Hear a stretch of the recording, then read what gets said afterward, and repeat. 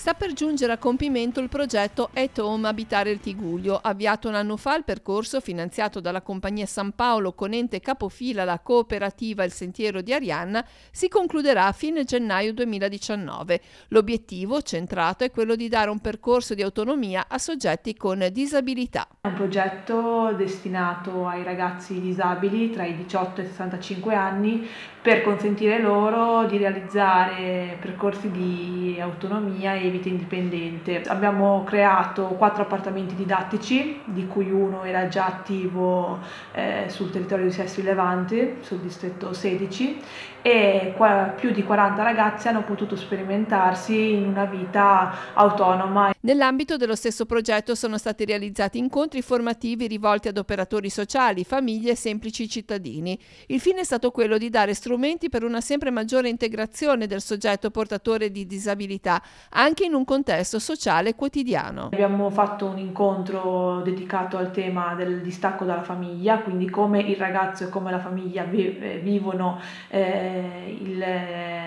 l'inserimento in altri contesti al di fuori di quello familiare della stessa persona disabile. Nella giornata di sabato 19 gennaio abbiamo parlato del tema della sessualità e delle relazioni affettive in generale, e sabato 26 parleremo e tratteremo il tema dell'inserimento lavorativo dei ragazzi disabili, a cui vi invito a partecipare. E come il luogo dove faremo questo incontro è Rapallo, in via La Marmora, presso la Casa della Gioventù, dalle 9 alle 13:30.